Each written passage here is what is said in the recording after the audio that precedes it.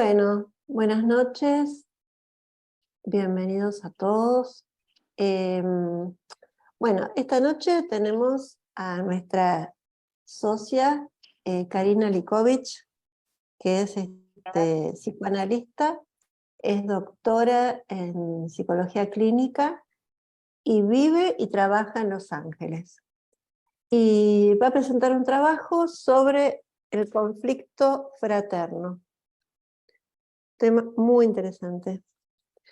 Así que bueno, Karina, cuando quieras. Dale. De paso sugiero a los que no estén hablando que se silencien. Adri, por ejemplo, ahí está. Yo me silencio también. Gracias. Bueno, gracias Marina, gracias por estar acá en el medio del comienzo del partido de Argentina. Muchas gracias. Bueno, espero que valga la pena. Empiezo. En el año 753 a.C., dos hermanos quisieron construir una ciudad y discutieron sobre la ubicación de dónde debían hacerlo. Para resolver su desacuerdo decidieron consultar a un tipo de profecía en el que se observaba y examinaba el vuelo de los pájaros, para determinar qué acciones y personas eran favorecidas por los dioses. Cada hermano preparó un lugar sagrado en su monte y se puso a la espera de la aparición de los pájaros. Uno dijo haber visto 6 pájaros, mientras que el otro afirmó haber visto 12. Como consecuencia de esto, se desató un conflicto entre ellos. El monte Palatino era el lugar. Allí Rómulo construyó un gran muro y prohibió que sea traspasado. Remo, su hermano, burlándose de su idea, salta a través de este. Esta burla le cuesta la vida. Rómulo manda a matar a su hermano y se corona rey, poniéndole su nombre a la ciudad, Roma. Una burla activa la rivalidad. Dice el Antiguo Testamento: y aconteció al cabo de mucho tiempo que Caín presentó al Señor ofrendas de los frutos de la tierra. Ofreció asimismo a Abel de los primerizos de su ganado y de lo mejor de ellos. Y el Señor miró con agrado a Abel y a sus ofrendas. Pero de Caín y de las ofrendas suyas no hizo caso, por lo que Caín se irritó sobremanera y decayó su semblante. Dijo después Caín a su hermano Abel: salgamos afuera. Y estando los dos en el campo, Caín acometió a su hermano Abel y lo mató. Un desprecio activó el impulso de muerte. Tras matar a Abel, Caín es interpelado por Dios, que maldijo a Caín diciendo: ¿qué has hecho? Escucha, la sangre de tu hermano clama desde el suelo. Ahora estarás maldito. Y la tierra, que abrió su boca para recibir la sangre de tu hermano, rechazará tu mano. Cuando trabajes la tierra no te dará fruto. Vagarás eternamente sobre la tierra.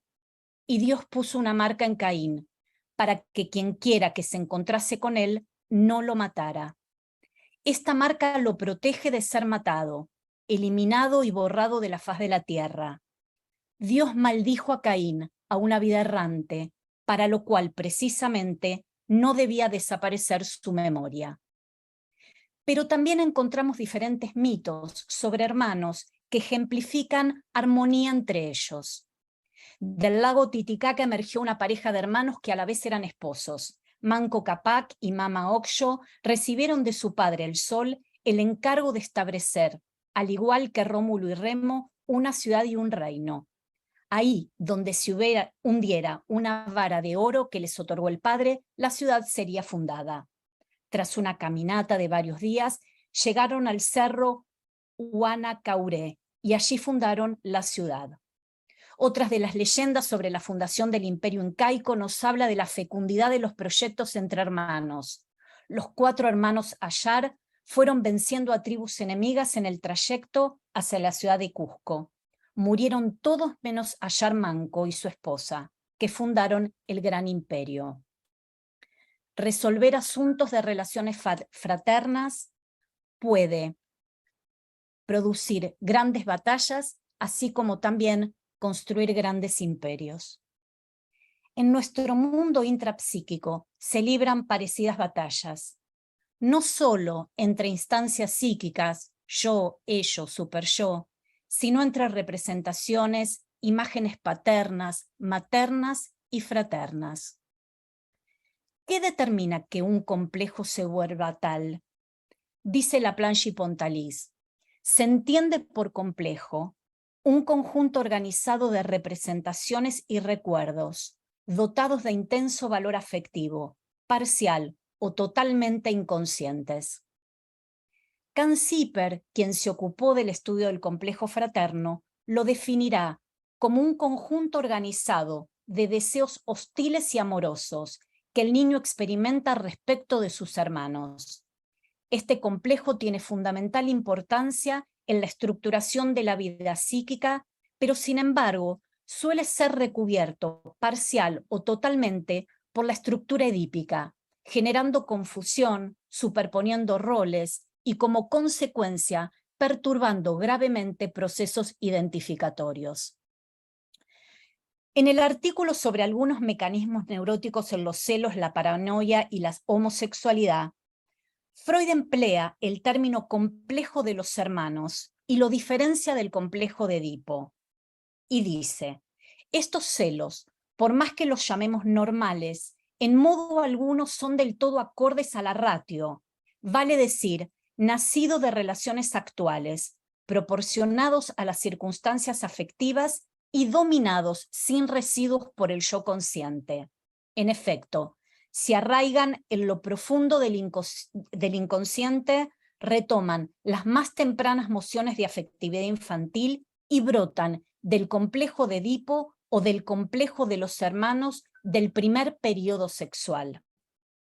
Además dice, el niño es absolutamente egoísta, experimenta intensamente sensaciones y tiende sin miramientos hacia su satisfacción, en particular contra sus competidores, otros niños, y especialmente contra sus hermanos y hermanas.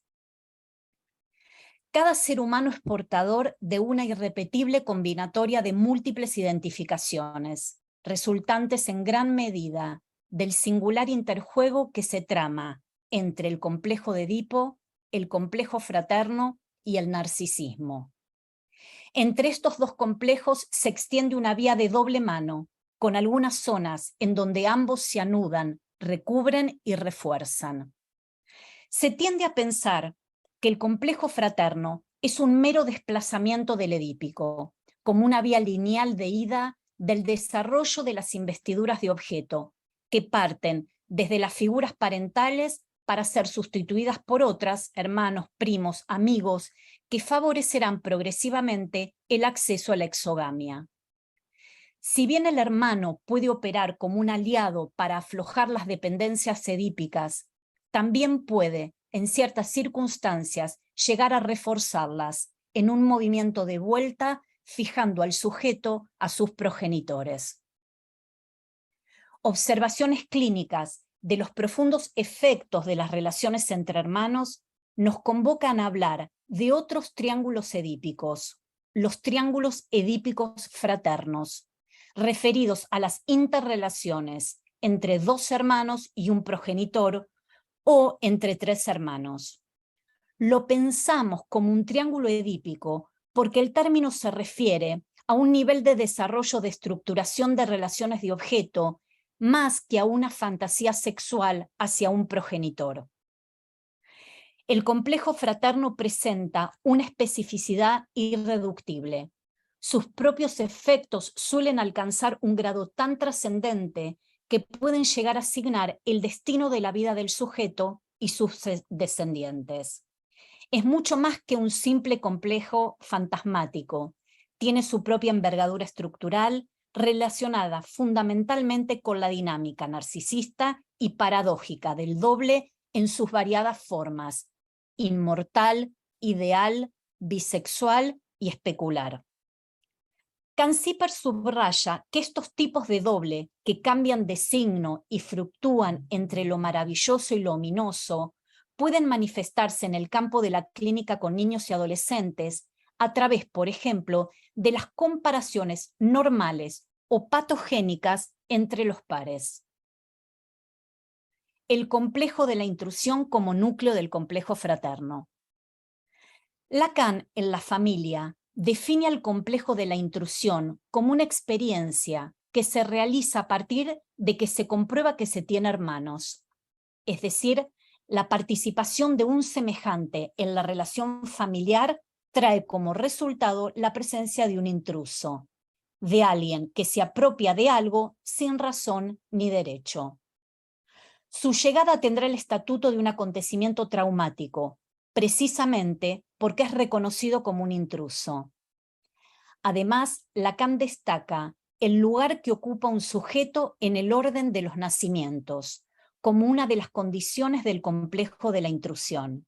En ese orden dinástico, solo se puede ser heredero o usurpador. Cualquiera de estos dos lugares, dirá Lacan, se ocupan con anterioridad a todo conflicto, creando un lugar predeterminado en la escena familiar. Esta contingencia resulta determinante para el destino de un sujeto y se conforma en un ámbito anterior al nacimiento. La familia se presenta como un grupo, donde una generación da lugar a nuevos miembros y crea condiciones físicas y psíquicas para recibirlos. Esta aceptación, esta legalidad y formalización dan una filiación a cada hijo, una pertenencia y una inscripción en el otro del cual depende y por el cual es recibido. La marca de cómo y cuándo se produce esta recepción condicionará al nuevo integrante y a su devenir. El destino será vivido por el sujeto como siendo parte de una novela familiar. La novela será el soporte fantasmático en el que se podrá escuchar el sufrimiento de un sujeto frente a las diferencias entre un hijo y otro. Si bien en un comienzo hay un tiempo de dependencia que resulta estructural y estructurante, la separación será necesaria para la exogamia, para la entrada a lo simbólico y a la cultura.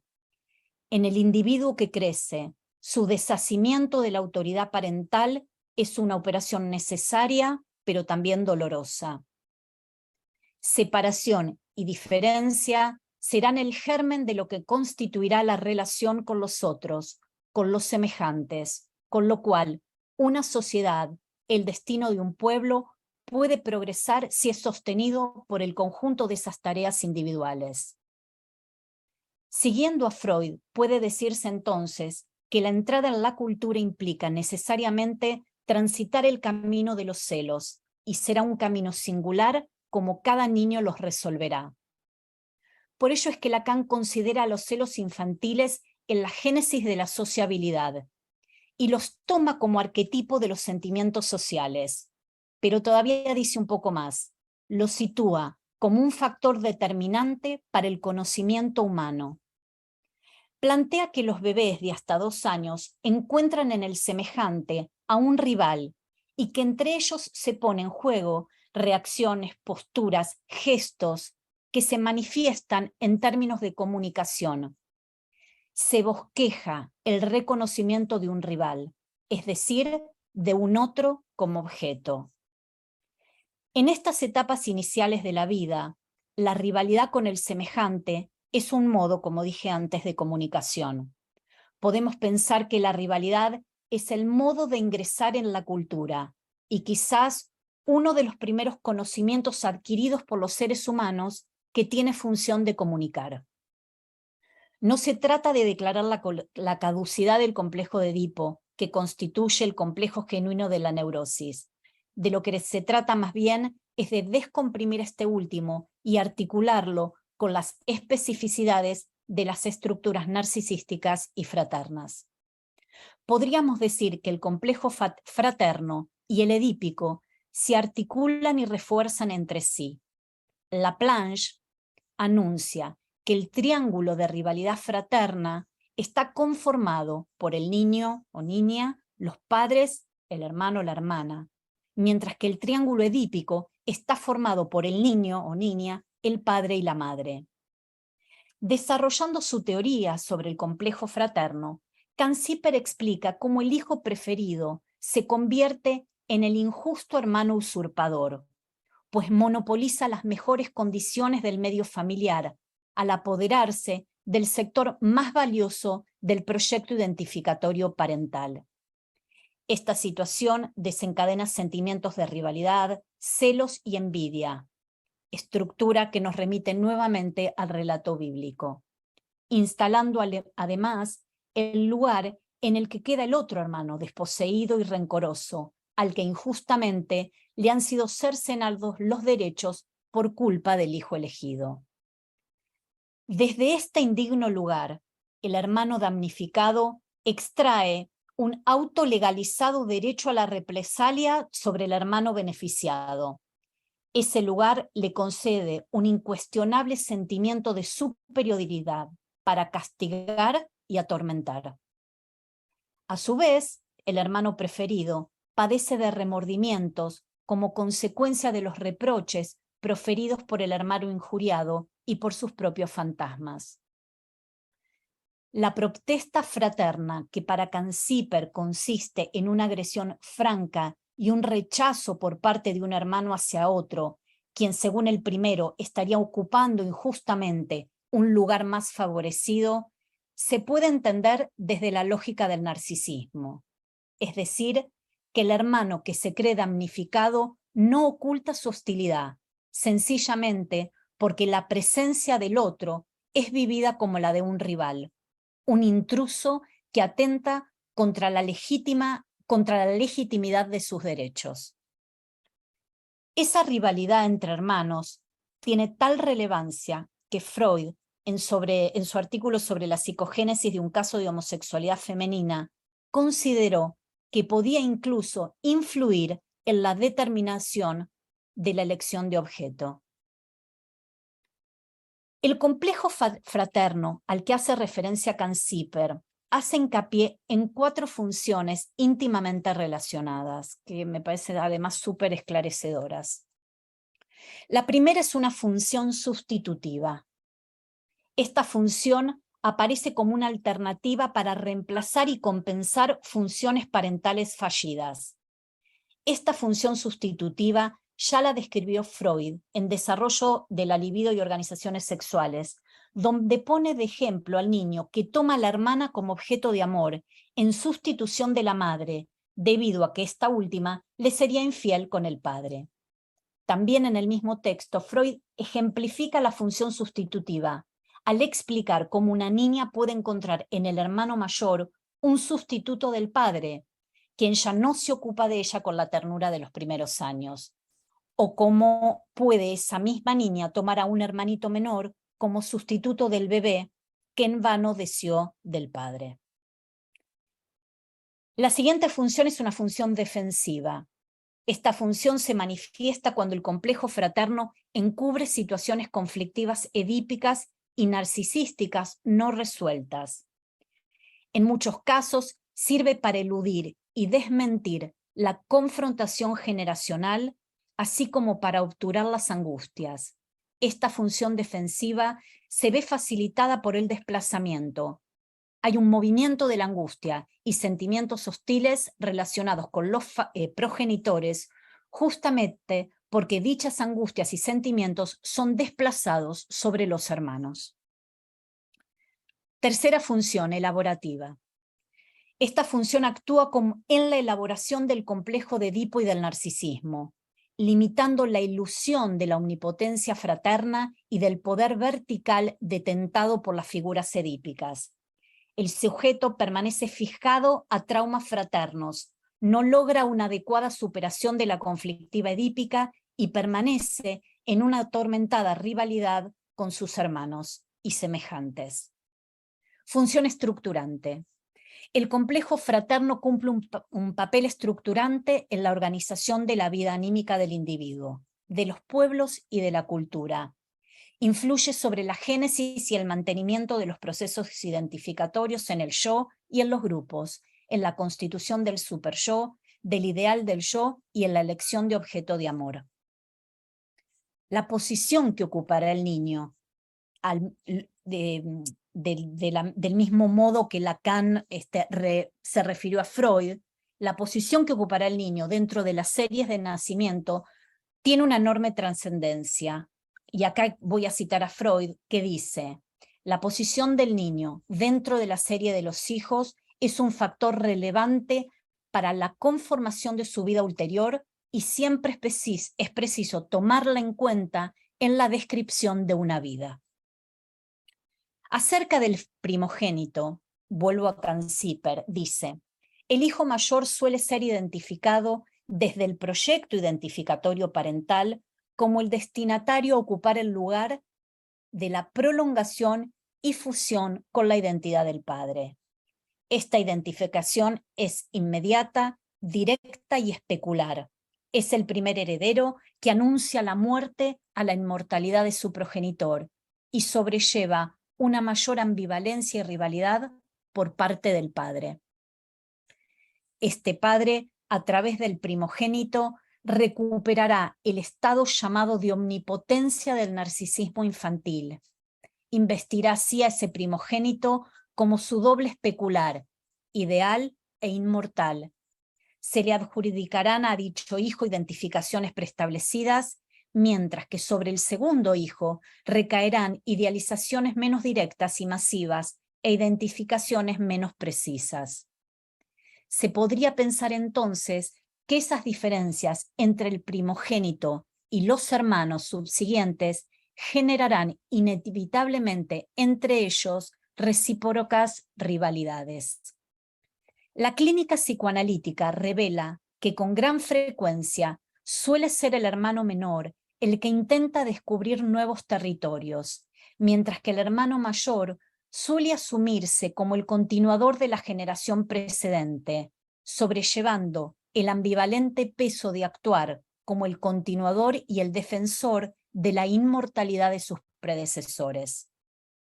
El hermano menor generalmente es eximido de ser el portavoz y garante responsable de la tradición familiar imperante. Mientras él suele ser el cuestionador y el creador, el primogénito suele ser el conservador. En Psicología de las Masas y Análisis del Yo, Freud analiza a partir del mito de la horda primitiva y de los cuentos populares la hazaña heroica asumida por el hijo menor para separarse de la masa. El primogénito es investido como el primer soporte del ideal narcisista de omnipotencia e inmortalidad del padre. Y al mismo tiempo es el primogénito el que anuncia la muerte a la inmortalidad de su progenitor y sobrelleva una mayor ambivalencia y rivalidad por parte del padre. Este suele negarlas a través de la formación reactiva de control y cuidados excesivos sobre este hijo, llegando muchas veces al extremo de estructurar entre ambos una simbiosis padre-hijo. En esta simbiosis se alienan en una recíproca captura imaginaria. Ambos tienden a reencontrar en cada uno una parte del sí mismo, y entre ambos se constituye una relación singular que los involucra y genera a la vez en afectos alienantes sobre cada uno.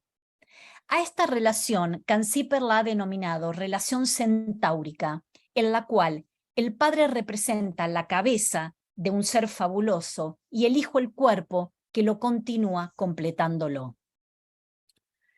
Las frecuentes identificaciones narcisistas que suele recaer sobre el primogénito tienen un aspecto defensivo para la economía libidinal del padre. Sirven para sofocar un amplio abanico de afectos que abarca, además de las angustias y de los sentimientos de culpabilidad inconscientes y conscientes, afectos tales como odio, celo, resentimiento y envidia, que se generan ante la presencia del primer hijo que llega como intruso y rival para provocar su exclusión y generar una desarticulación en la regulación libidinal de la pareja. Esta ambivalencia entre la mortalidad e inmortalidad se encuentra ya manifiesta en los arcaicos conflictos que los patriarcas de la Biblia han tenido con sus primogénitos y en sus efectos en las rivalidades fraternas. Así, Abraham abandona a Ismael en el desierto, e Isaac, aunque engañado, no bendice a su primogénito Esaú, y tampoco Jacob, el usurpador, bendice a Rubén. Este bíblico conflicto parentofilial extiende sus influjos sobre los vínculos entre los hermanos, generando desde sus orígenes y hasta nuestros días la compulsión repetitiva de los enfrentamientos más sangrientos entre las religiones y los pueblos. Pero para que la rivalidad fraterna se agudice y se enquiste como complejo fraterno, es fundamental la presencia de un tercero que encienda la mecha de la enemistad y la envidia, como en el mito de Caín y Abel, en donde la reacción de Dios de desprecio a las ofrendas de Caín define la envidia y el deseo de muerte de su hermano. El padre cumplirá un papel importante en la agudización de este conflicto. En la clínica nos encontramos con niños y adultos de quienes ni los padres, ni los allegados, ni ellos mismos imaginan un conflicto de tanta ambivalencia afectiva con sus relaciones fraternas. Es una ambivalencia donde no está bien balanceado la integración afectiva entre el amor y el odio. Según el niño y su entorno, este quedará fijado o situado más cerca del amor o del odio, y dependiendo del tipo de vínculo objetal, preedípico o edípico, de la permanencia del objeto libidinal, las personas estructurarán respuestas ambivalentes si están del lado de lo edípico o disociativas si han quedado fijados a una etapa preedípica. Sharp y Rosenblatt distinguen una rivalidad diádica preedípica de una rivalidad edípica. En la primera, aunque sean tres las personas involucradas, donde la presencia del hermano recién llegado es experimentada como un intruso, la madre y el hermano rival no son distinguidos todavía como objetos totales, únicos, con derechos y mentes propias. En cambio, en la rivalidad triangular edípica, el rival es amado y odiado ambivalentemente. Es solo en este segundo escenario, justamente por esta ambivalencia, que aparece la culpa. Mientras el psiquismo del niño se va constituyendo, la disociación de sus sentimientos hostiles va disminuyendo y su personalidad se va integrando. Comienza a reinar la represión, la formación reactiva y otras defensas menos primarias. Pero si las defensas como la disociación, la proyección, la identificación proyectiva se rigidizan en un momento del desarrollo, el sujeto se polarizará y se situará en un punto extremo entre el odio y el amor en relación al hermano. Canziper señala que estos vínculos conflictivos entre hermanos suelen desplazarse a la relación con los amigos, con la pareja, y presentificarse además dentro del mismo sujeto, fluctuando de un modo repetitivo entre ambas posiciones masoquistas, de una víctima privilegiada a una privilegiada víctima. Los resentimientos y remordimientos normales que surgen en la dinámica de los lazos entre hermanos suelen intensificarse mucho más cuando al complejo fraterno se agregan situaciones traumáticas por la presencia de hermanos perturbados, enfermos o de hermanos muertos. En estos casos, el hermano sano o el hermano sobreviviente extraen una subidentidad específica, ser el guardián y mediador que regula el equilibrio del narcisismo familiar, para lo cual debe transitar por un sendero delicado entre las ansiedades de los padres necesitados de apoyo y del hermano carente.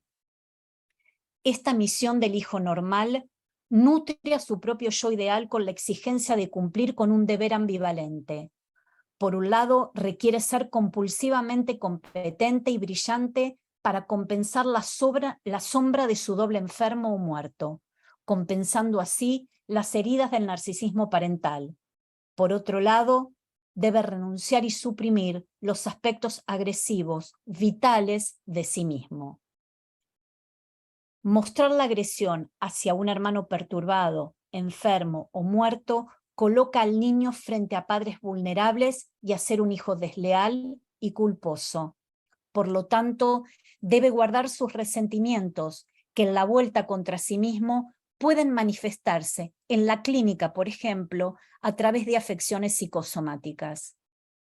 El niño y o adolescente sano o el niño sobreviviente se convierten en realidad en un niño o un adolescente paternal, demandado por permanentes exigencias, fallidas de reparación maníaca u obsesiva, cuyas manifestaciones en la clínica se expresan a través de la asunción de excesivas responsabilidades que terminan deteriorando su salud física y mental.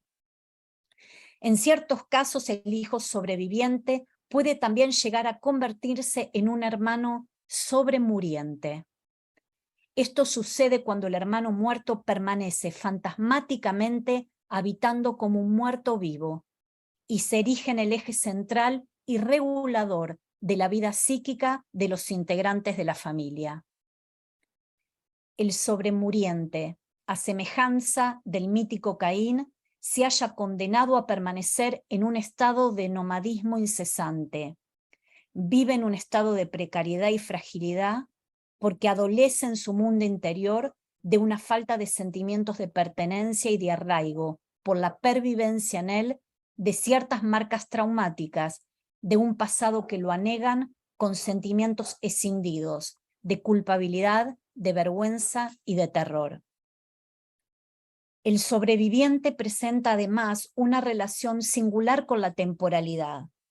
Todo proyecto, todo porvenir está invadido por una acechante fatalidad de un pasado que se presentifica. Este tiempo pretérito ocupa las tres dimensiones temporales. Tanto el presente como el futuro se hallan subsumidos por el pasado traumático, acompañado por sentimientos de pánico, de terror, de indefensión y de inquietud, surgidos por la pervivencia de este doble ominoso que perturba la estructuración del proceso identitario en el hermano sobremuriente. La práctica psicoanalítica con niños y adolescentes sobremurientes nos enfrenta a una problemática particular. Son niños que han sido concebidos para reemplazar la pérdida de un hijo muerto. En efecto, los hermanos de reemplazo suelen conformar, como dirá Britton, un particular sistema de creencias inconscientes teñidos de un poder ominoso acerca de su propia culpabilidad. Viven disculpándose permanentemente por incriminaciones proferidas por autoridades internas y externas, que suelen superponerse y confundirse e intentan reparar de un modo compulsivo antiguas deudas de otros, tomándose a sí mismos como la causa de todo mal. En el goce de este padecimiento masoquista intervienen una culpabilidad narcisista y una irrefrenable necesidad de autosacrificio que se manifiesta a través de la asunción compulsiva de un rol de víctima. Conclusión. Si Totem y Tabú afirma que el homicidio del padre primitivo funda la sociedad humana, para la Biblia, en el origen de la humanidad se encuentra el fratricidio. Una vez consumado el crimen, Caín se ve invadido por un profundo remordimiento. La voz de Dios lo interroga sobre el sentido de su acto y Caín dice: mi crimen es demasiado grande para soportarlo. Al mismo tiempo que Dios lo castiga, condenándolo a la errancia, lo marca en la frente con un signo protector. En la tierra de Nod, Caín encontró a quien sería su esposa, Awan, con quien tuvo varios hijos. Es interesante el comportamiento de Caín y de sus hijos después del fratricidio. En honor a Enoc, su primogénito, Caín construyó la primera ciudad. Tubal Caín, su segundo hijo, inventa la fragua para trabajar el hierro, es decir, inventa la tecné. Y Jubal, el tercer hijo, inventa la lira y el arpa, la música, la primera de todas las artes. Culpa, tecné, arte, ciudad, los componentes de una sociedad. El libro del Génesis no solo nos presenta el mito, sino que nos habla de una humanidad incipiente y nos muestra que el fratricidio su tentación y su fantasma son datos estructurales del alma humana. Bueno, hasta acá. Bueno, Karina, muchísimas gracias. Súper interesante. Bueno, queda abierta la discusión. Alberto Marani tiene la palabra.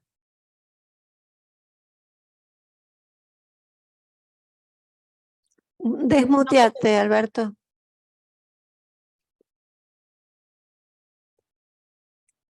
Espero que se me escuche, estoy con una disfonía por este maldito frío Sí, se te escucha. fascista.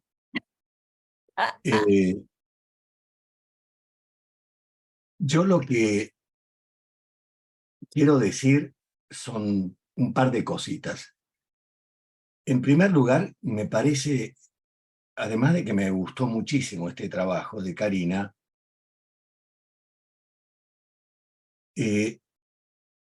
me hizo aprender un montón de cosas y ahora me abre toda una brecha de investigación. Lo que quiero contar es una experiencia de lectura sobre la que estuve pensando.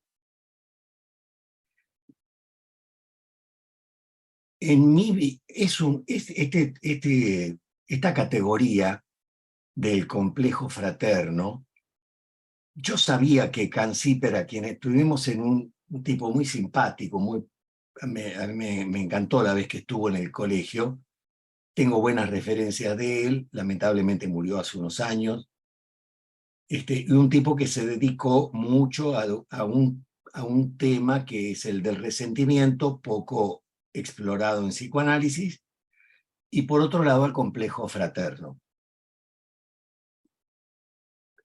Este trabajo a mí me ilustra, y la experiencia que quiero contar, que es autobiográfica, es que yo estoy seguro que en mi vida me puse a leer sobre el complejo fraterno. Me parece que el complejo fraterno ni siquiera ha merecido una entrada en el vocabulario de Laplanche y Pontalis. Y yo me pregunté, ¿por qué nunca se te ocurrió leer, aunque sea un miserable artículo, un librito, un libro, algo sobre el complejo fraterno? A mí me parece que mi condición de hijo único, y además, como decía Freud, ninguna mayor seguridad, y podríamos decir y omnipotencia probablemente, que la del hijo varón amado por su madre.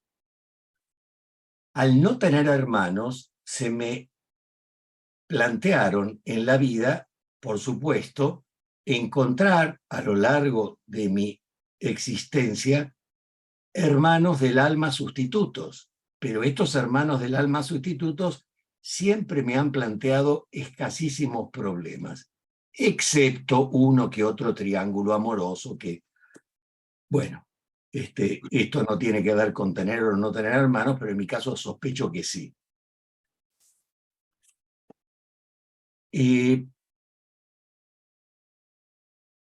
Este trabajo tiene el mérito enorme para mí de ordenarme en cuanto a esta cuestión, porque yo no tengo hermanos y tengo pacientes que son hijos únicos, pero la mayoría de los pacientes son más normales y tienen hermanos, a veces muchos hermanos. De hecho, yo tengo 5 hijos. Por supuesto que he visto, he consultado, hemos ido en algún momento en relación a algunos de los chicos o de los conflictos entre hermanos y el complejo fraterno, a ver a colegas, Marilu Pelento, no me acuerdo a quién nos derivó, donde estuvimos viendo digamos, en su estado vivo, concreto, que a mí no se me dio a partir de allí de buscar, como podría haberme ocurrido, material para tratar de entender desde ese otro punto de vista la cuestión. No. Por lo tanto, yo debo agradecerle mucho a Karina porque me ha abierto una puerta muy grande no me extraña, Karina tiene hermanos, ¿no? Y tiene hijos, numerosos, varios también. Así que estoy agradecido y me pondré a partir de ahora a leer, a investigar un poco más sobre este aspecto notoriamente escotomizado en mi formación. Cuando se produce esto, yo creo que hay que hacer como una especie de pequeña celebración y, ofrecer un gran agradecimiento a Karina. Gracias, Marani. Gracias, Alberto. Bueno, yo me anoté, parece que puedo levantar la mano a pesar de estar como coordinadora. Bueno, sí, yo había leído a Kanziper, pero todo el desarrollo que hizo Karina y la articulación con Freud, con Laplanche, con Pontalis y con otros autores, es muy ordenadora. Bueno, yo trabajo con grupos de adolescentes, con mi coequiper de hace 30 años, Susana Toporossi, y estas cuestiones se ven mucho en la clínica de grupos. Pero por ahí me gustaría comentar, se me ocurrieron varios, pero un material que ha sido muy importante en mi carrera, porque yo empecé a trabajar como concurrente en el servicio de neurología del Hospital Rivadavia. Me dejaban ahí trabajar, hacer lo que yo quería, y me tiraban los casos que no sabían qué hacer. Y había un niño que se llamaba X, que bueno, venía había sido ya trasladado a una escuela para chicos con dificultades intelectuales, era un niño teóricamente débil mental. Bueno, yo con las herramientas que tenía y mis pocos 20 y tantos años, por supuesto iba a supervisar afuera del hospital, ¿no? Pagaba mi supervisor. Recuerdo que este chico hizo durante 6 meses el mismo rompecabezas. Cosa que, gracias al supervisor, yo pude sostener, bueno, esa rigidez, esa esquizoidía. Y un poco intuitivamente empecé a ver a los padres, que eran 2 encargados de un edificio. El Hospital Rivadavia queda cerca de la isla, de la zona de Geliobes, Agote, donde hay muchos edificios antiguos, muy lindos, pero que las porterías suelen ser lugares muy poco adecuados para vivir, ¿no? Entonces este nene, bueno, vivía en ese lugar con los papás, probablemente no tenían más que un ambiente. Bueno, esta pareja puede contar, probablemente por primera vez, en el consultorio del hospital, que habían tenido otro hijo que había muerto durante el embarazo de este niño y que le habían puesto a este chico el mismo nombre que al hermano. Y que entonces había una foto del hermano y que el niño preguntaba, ¿y este quién es? Fulanito. ¿Y yo quién soy? Fulanito, ¿no? Bueno, repito, con mi inexperiencia, pero mi voluntad de hierro, fui a supervisar con una especialista en familia y pude trabajar con estos papás que hace muchos años de esto, yo creo que se descongeló un duelo en estos encuentros y bueno, y con el tiempo este niño empezó a desarrollar una actividad lúdica muy interesante, muy belicosa. Al año siguiente de la consulta, este chico ya estaba en una escuela normal. Y yo digo, para mí fue una cosa hermosa porque nunca me voy a olvidar. Vieron que esta disciplina es bastante tan intuitiva, tan artesanal, que uno nunca sabe si lo que hace está bien o no, y más si está recién recibido. Y este chiquito siempre estaba con la mirada perdida, ¿no? Y recuerdo que una de las veces en que lo salí a buscar a la sala de espera y pronuncié su nombre, me miró por primera vez a los ojos. Y ahí dije, bueno, esto funciona. El siguiente periodo fue un despliegue bélico en sus sesiones, y yo estaba embarazada, y era la guerra de las Islas Marinas. Las Islas Marinas estaban siendo invadidas y él tenía que defenderlas. Así que fíjense cómo aparece el conflicto fraterno. Bueno, tengo muchos casos que se me vienen a la cabeza, pero quiero dejar lugar para otros.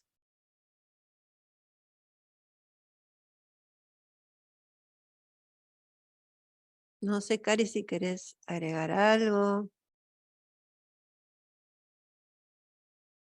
Si no me equivoco, hablamos hasta ahora 2 hijos únicos. Y yo No, vine no. acá con la expectativa de escuchar hablar a los que tienen Alberto, hermanos, muchos hermanos. estás equivocado. Yo tengo 2 hermanos mayores que advinieron a mi vida. O sea, no es que soy hija única. Yo, es muy largo de contar. Un día te lo voy a contar. Pero yo tengo Hay la muchas culpa cosas de las que no hemos hablado aún, Marina. yo también tengo la culpa del superviviente. Ah, bueno. La excusamos, ¿no? Y vamos a escuchar ahora a los que tienen hermanos, a ver qué dicen.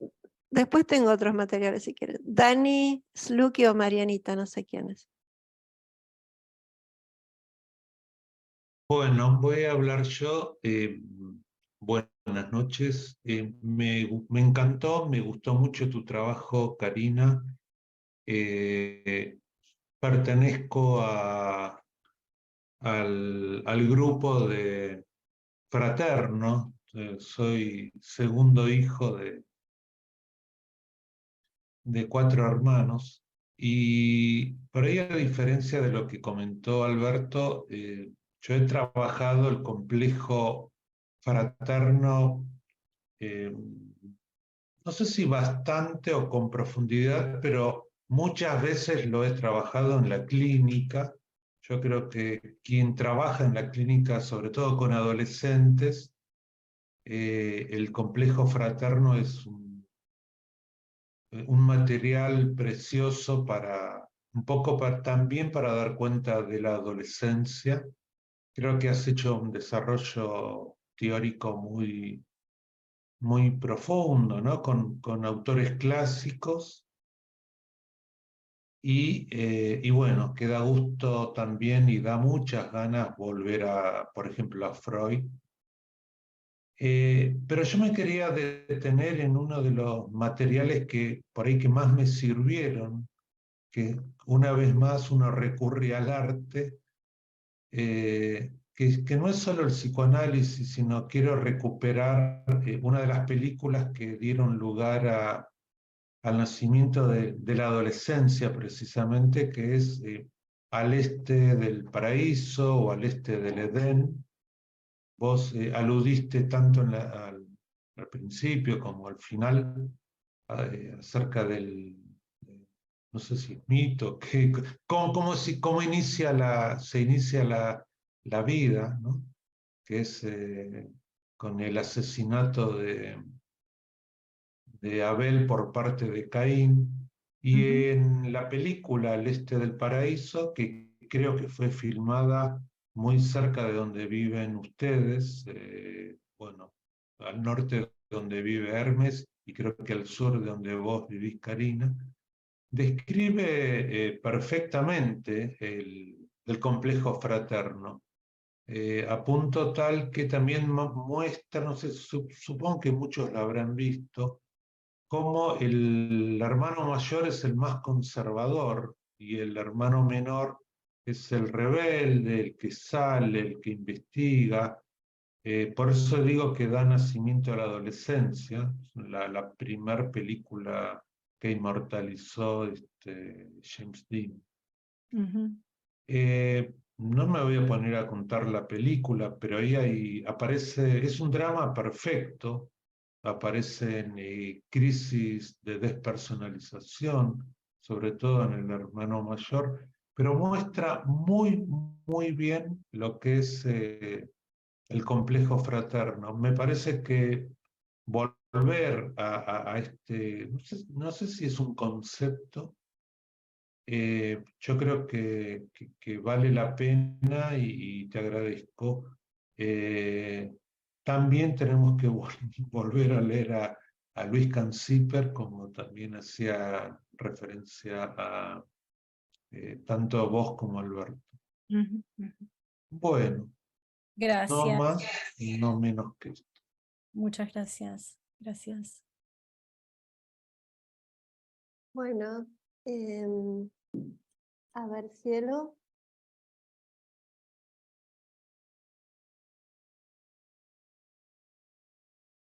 Desmuteate, cielo. Karina, felicitaciones, me entusiasmó tu trabajo y te digo por qué.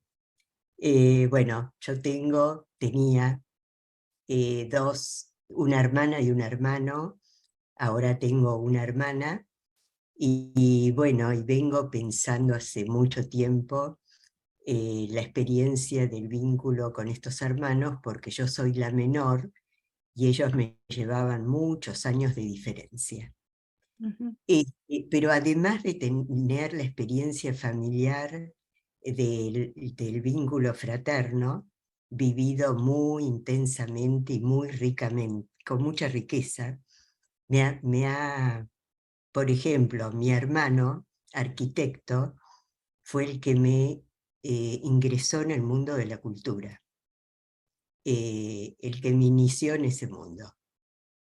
Siendo adolescente, él me llevaba al Teatro Colón, a exposiciones, a ver películas. Fue muy rico ese vínculo y me marcó profundamente.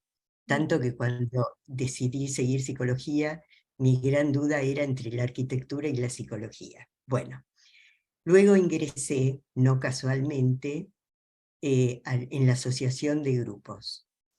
Y en la asociación de grupos hay todo un desarrollo teórico clínico muy importante en torno a las alianzas fraternas y a los vínculos fraternos. Protagonizado por colegas que lo vienen trabajando muy a fondo, Susana Matu, Sara Moscona. Bueno, más de una vez la escuché a Susana, y hace poco de nuevo, diciendo que bueno, algo de lo que vos planteás en tu trabajo de una manera muy clara, insistí sobre esto,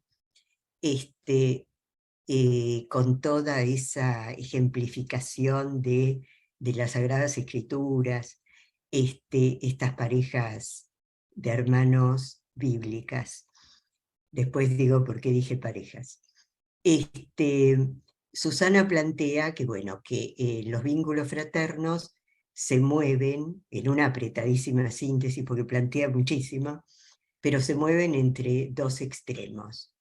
Que tiene un extremo que tiene que ver con las luchas por el poder, toda la corriente de los celos, la envidia, la rivalidad fraterna, y el otro extremo que tiene que ver con la solidaridad, el apoyo, la ayuda mutua. Y ella plantea, y esto yo lo veo, lo escucho en las personas adultos y adultas con los que trabajo hoy, y padres y parejas, que cuando por algún motivo la función materna o paterna o de ambos es en parte deficitaria o en parte ausente o desdibujada, más de una vez algún hermano menor se respalda, se apoya y busca como modelo de identificación y de sostén al hermano mayor o hermana mayor. Y lo dicen en la clínica, dicen, bueno, yo tuve una hermana mayor o un hermano mayor que fue como un padre o una madre para mí.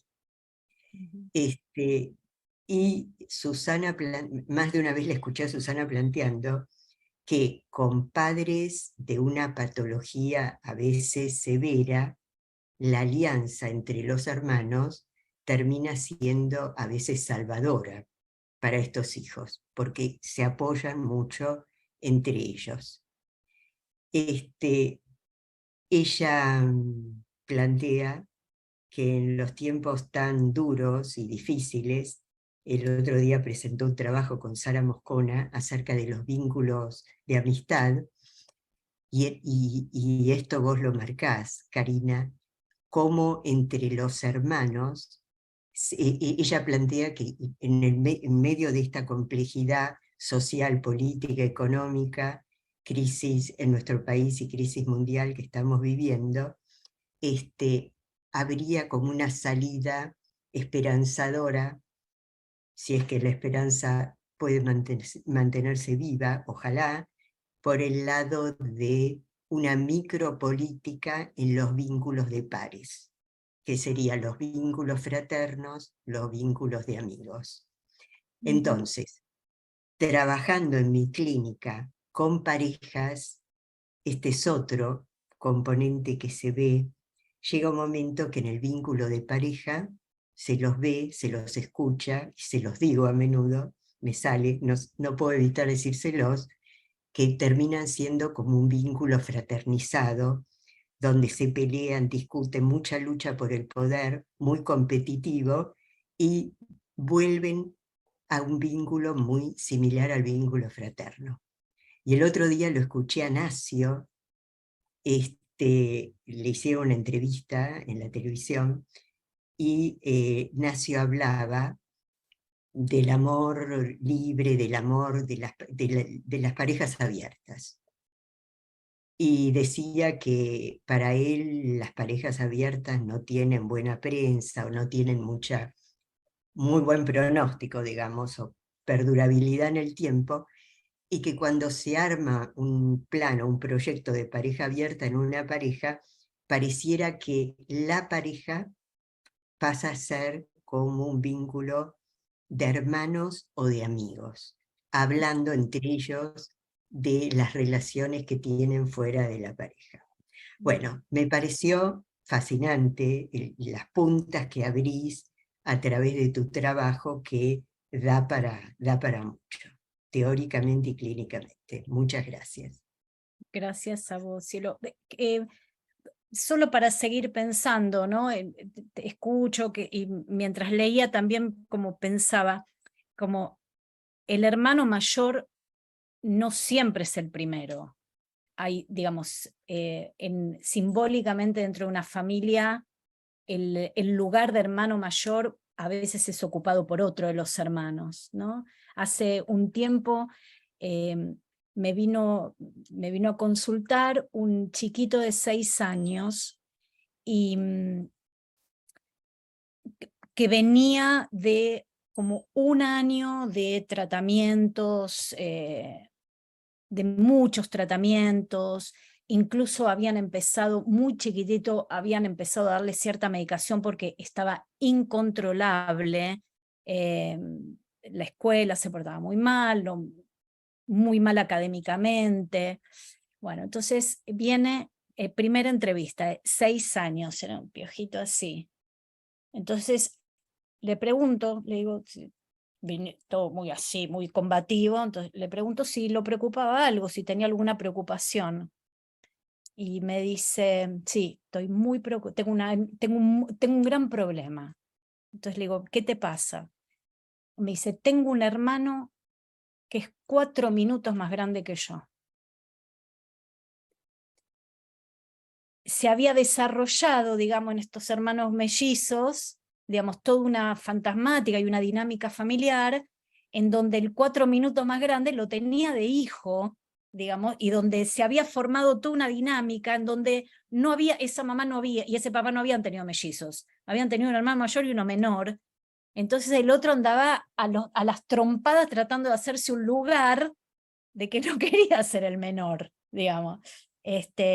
Bueno, fue una experiencia muy, muy enriquecedora, y a partir de la cual empecé a pensar, digamos, en esta importancia, como la trascendencia y la envergadura que tiene esta cuestión, que realmente, digamos, si uno empieza a indagar y a seguir leyendo, es realmente un complejo en sí mismo, muy singular, y las variaciones que tiene en la clínica, y digamos, cómo determina la vida de una persona, la composición familiar, la independencia, la relación que tiene con la familia de origen, la relación de los hermanos, las peleas, las rivalidades, las cuestiones que suceden, digamos, después con peleas de adultos hermanos, ¿no? Por cuidar a los padres, por el dinero, por el favoritismo,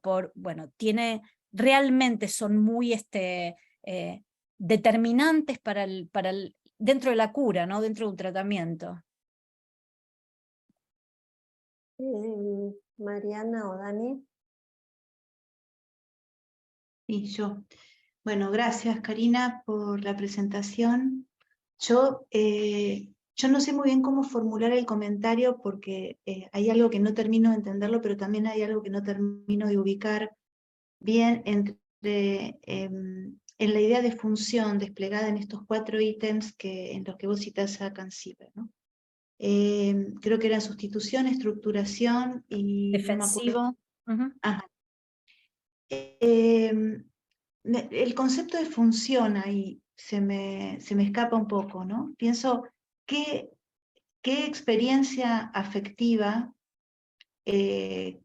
fundante y primaria que pueda tener cualquier aparato psíquico no cumpliría alguna función, digamos, ¿no? De cualquier tipo, de estructuración, defensiva, digamos? ¿Por qué delimitar en la especificidad del complejo fraterno esas funciones específicas, si son funciones o son efectos del complejo fraterno, que es diferente pensarlo? Me parece que la palabra función sugiere cierta como teleología, ¿no? Es decir, es para algo, ¿no? Configura algo a partir de ahí, y si lo pienso más bien como un efecto que obliga a la existencia de un hermano o la inexistencia de un hermano, produce un efecto de estructuración, de trabajo sobre la sustitución, pero no sé si es una función, ¿no? Bueno, eso. Sí, yo estoy de acuerdo con vos, digamos, y dudé, digamos, como lo cité y quise citar como el texto, lo puse. Yo estoy, digamos, cuando yo lo leí también lo pensé, si tenía que ver con esto que vos estás diciendo, o en realidad, digamos, más del lado de como un destino, digamos, de lo que puede suceder en algo que ya es una función. Totalmente, sí, absolutamente. Exactamente, me parece que pensar como que se implanta el destino de trabajo sobre Exactamente. eso, no porque cumple una función. Totalmente, sí. Sí. Muy bueno, Mariana. Alberto.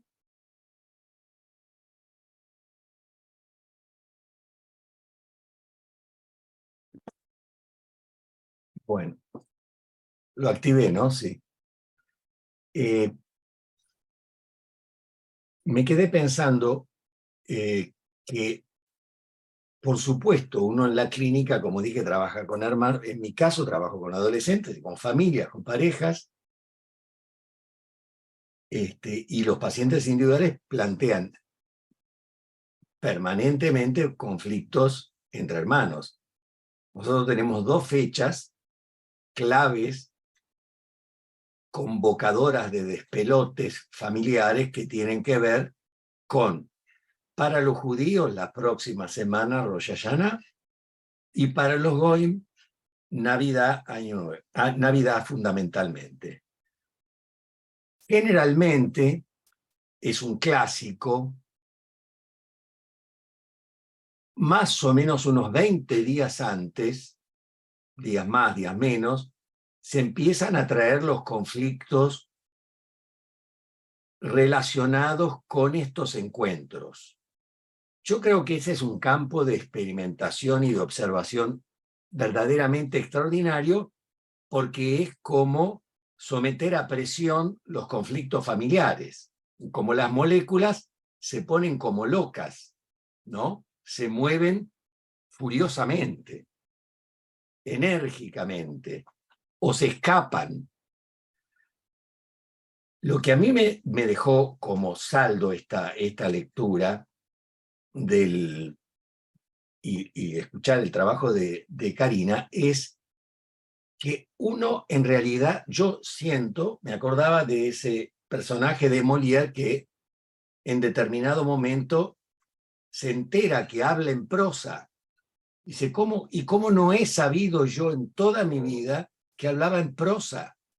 ¿No? Y uno se va construyendo, cómo no, las herramientas o las intervenciones o la comprensión de, por ejemplo, esas emociones tan bien planteadas por Melanie Klein, ¿no? La rivalidad, los celos, la envidia, todos estos conflictos tan permanentes, presentes en la clínica cotidiana. Lo que a mí me pareció, a lo mejor redundo con esto, es que este trabajo de Karina es, para mí, extraordinariamente ordenador. Y este es un segundo mérito, no solamente introducir esto como una categoría psicoanalítica, sino además ordenarnos el mapa. Es como que uno más o menos se va arreglando, interpretando estas cosas todos los días, todo el día, pero encontrar, es como ir moviéndose en una ciudad y de repente tener el mapa de la ciudad. No sé si a ustedes les ha pasado eso, ¿no? Uno llega a una ciudad y no necesariamente en ese momento tiene un mapa y sobre todo un buen mapa con referencias. Y entonces ahí uno, bueno, ahora el teléfono lo hace muy rápidamente, ahí se entera dónde está, ¿no? Esa famosa, usted está aquí. Así que la verdad es que, bueno, qué buena experiencia de este trabajo.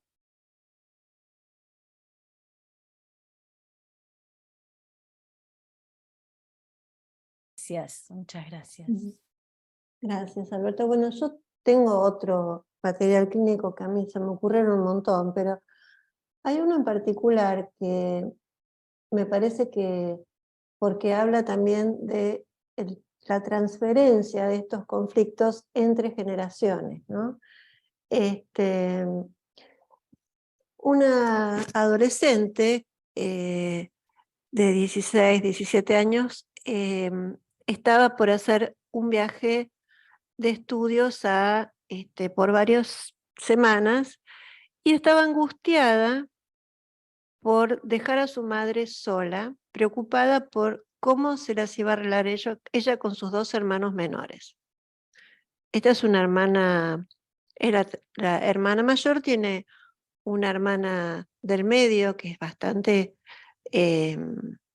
egocéntrica y egoísta y con la que pudo empezar a pelearse después de empezar a analizarse, y un hermanito menor que generalmente queda a cuidado de ella, pero digamos, en un contexto de mucho cuidado, con otros adultos en la casa, digamos, es una familia que no es que deja a los chicos a cuidado de los hermanos, solo en algunas ocasiones, pero bueno, ella se hace bastante cargo de su hermano menor. Y bueno, empezó siendo una adolescente demasiado estudiosa, demasiado exitosa, siempre, bueno, de los mejores promedios de la escuela, con mucho esfuerzo, con mucho dolor de cabeza.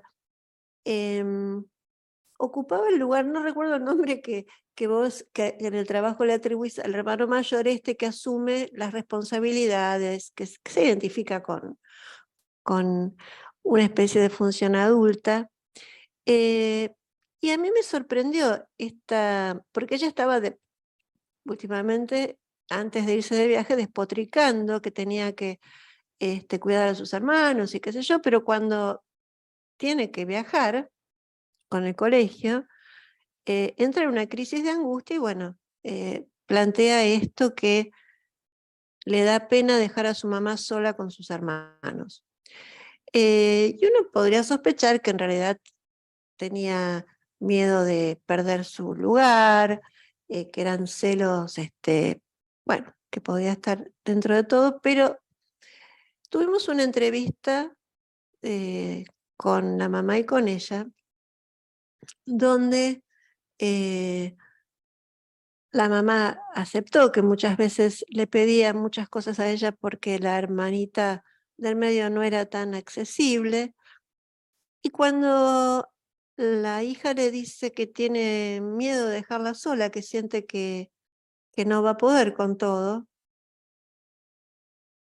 bueno, vale aclarar que esta chica conocía datos de la historia de la mamá. La mamá había perdido a su madre siendo una puber y había quedado a cuidado de un padre alcohólico, y ella también había cuidado de su hermanita que tenía trastornos de alimentación. Entonces, esta chica lo que percibía era que dejaba a su mamá desamparada, como alguna vez había sido realmente desamparada su madre. Bueno, entrevistas muy intensas emocionalmente, en las cuales la madre también pudo contar que esta madre, o sea, la abuela de la chica, falleció, pero que antes de fallecer también había sido una madre abandónica, que trabajaba todo el día y que después del trabajo hacía otras cosas y llegaba a la casa cuando esta niña que vivía sola con la madre, por razones que no voy a entrar a detallar, estaba sola esperando a la mamá muerta de hambre a los 9 años. Y una cosa que dijo en una de esas entrevistas la mamá es que cuando empezó a educar, a criar a su hija, le pasaba algunas veces de pensar, yo esto no lo tuve. A mí nadie me esperó así, con una mezcla de disfrute y de padecimiento, ¿no? Acá entró alguien que no se dio cuenta que tenés el micrófono abierto. No veo tu nombre porque dice Samsung. Bueno, no, quería aportar este otro material clínico. Creo que ya te silenciaste.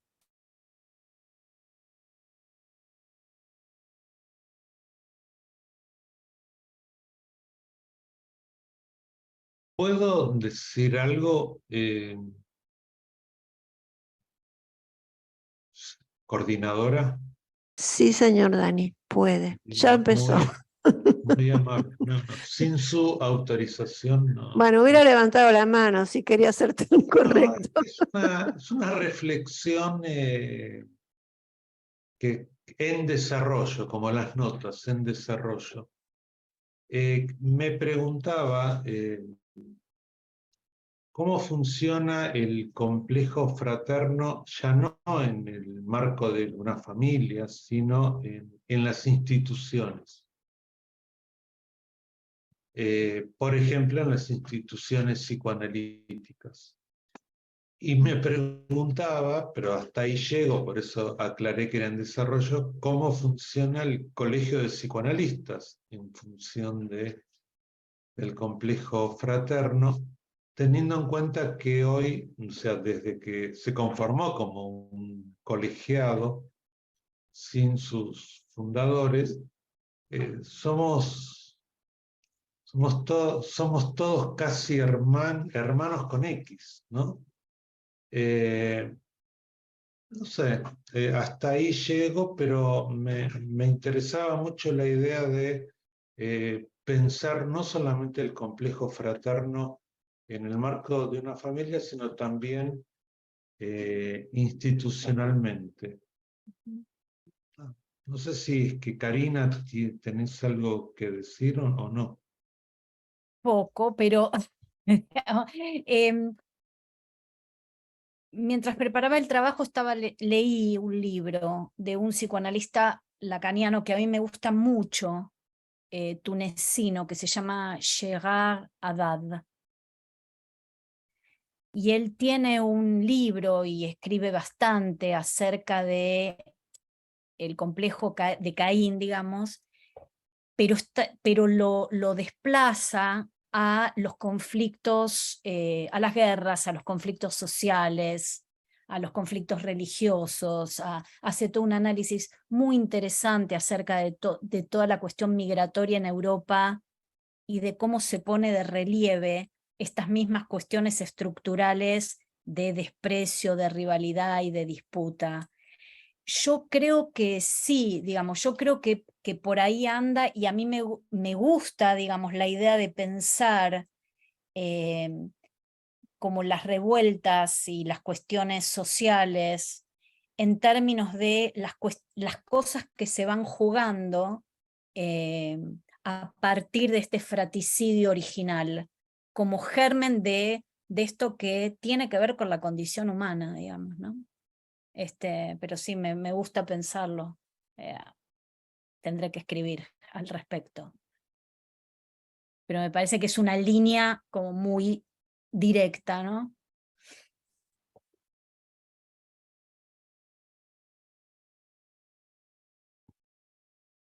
Hermes me parece que está. Sí, primero, bueno, felicitarte, Karina, por el trabajo. Perdón, pensé que estaba, perdón, no, decía que había dos manos, que estás Hermes y Cielo. Sí. Perdón, Hermes. No, está bien. No, decía primero felicitar a Karina por el trabajo, me parece muy ordenador del pensamiento y de la experiencia que uno tiene en la clínica, que a veces escapa a la conceptualización, ¿no? Y se mueve por otros carriles que necesitan una referencia organizadora, y este trabajo de Karina cumple esa función. Y pensaba en un caso clínico también, de estos que empiezan a aparecer asociados. Un paciente psicótico que atendí hace muchos años en Montevideo, un paciente que no tenía hermanos, aparentemente había muerto un hermano anterior a que él naciera, y que trae un delirio en el cual él asiste a la madre en un parto, en un día de huelga general en el Hospital Pereira Rosell de Montevideo. El ginecólogo le pide a él a los 4 años que sea asistente del parto, le da al niño recién nacido, se le cae de las manos y muere. Y cuando se va con la madre del hospital, ve que sale una madre, una mujer con un niño, y él está seguro a esa edad de que ese es el hermano que no murió y que fingieron la muerte para robarlo. Cuando llega a la consulta tiene decenas de internaciones, pero llega con una historia donde en el hospital había conocido un paciente internado junto con él que tenía la edad aparentemente parecida a la que tendría el hermano, y él está seguro que ese es el hermano. Y con este delirio llega a la consulta, y todo el trabajo terapéutico gira en torno a la aceptación del delirio, de que ese sí es el hermano y qué puede hacer para estar mejor y ayudarlo. Y aquí el conflicto amoroso, fraterno con un hermano que no existió, se convierte en el sostén no de una cura, pero de un proceso donde rescata pedazos del yo para poder ahorrar dinero, hacer algún trabajito y pagarse el boleto hasta la Colonia Chepare, que queda lejos de Montevideo, para una vez al mes. Y cada vez que va con un papel pidiendo que se lo dejen salir a este hermano para poderlo él tener en custodia, y supone que rompen el papel y lo tira, pero lo sigue presentando cada mes que va a visitarlo. Este es a mí un caso que me sigue emocionando tanto como cuando lo trabajé, ahora cuando lo recuerdo, y que tiene que ver con un camino sinuoso e insospechado de una forma de conflicto amoroso, fraterno. Solo eso, gracias, Karina. Muy interesante. Muy interesante, muchas gracias. Y aparte qué conmovedor que es todo lo que aparece en nuestra clínica, ¿no? Porque creo que todos trajimos materiales que nos conmueven mucho. Bueno, y Cielo, que fue la última hija después de muchos hermanos, que nació mucho después que sus hermanos, siempre cuando íbamos presencial solamente llegaba, ¿te acuerdas, Cielo? Que era parte del chiste. Llegó Cielo, podemos empezar, decíamos. Tenés Cielo, razón. tenés la mano levantada. Mirá lo que acabo de descubrir a partir de tu comentario. Gracias, Marina. Después de años de análisis, vengo a enterarme de esto a través de tu comentario. Bueno, rapidito porque nos queda poco tiempo. Creo que tiene una virtud, Karina, tu trabajo, hablando del complejo fraterno, que es descentrar el complejo de Edipo como núcleo fuerte metapsicológico de la teoría en la teoría freudiana. Por eso me parece que tiene valor epistemológico y teórico y clínico, ese contrapunto que vos armás, citando a distintos autores, entre el complejo fraterno, el complejo de Edipo, que se complementan, se articulan y se diferencian. Le quita hegemonía al complejo de Edipo. Y lo otro que quería tomar la posta que trajo Dani, interesantísimo, Dani, lo que decís, y da para seguirla.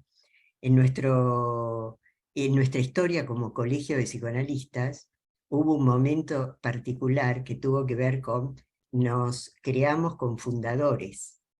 Cuando los fundadores se retiran y quedamos en una fratría, en un grupo de pares, había un peligro. El peligro era que nos matáramos directamente en una rivalidad y una competencia feroz. Eso no ha ocurrido. Y yo a esta altura he pasado por varias instituciones y sigo en un par más, además del colegio, y me doy cuenta que el tema de las rivalidades en las instituciones por momentos es brutal. A veces invalidante de la productividad científica.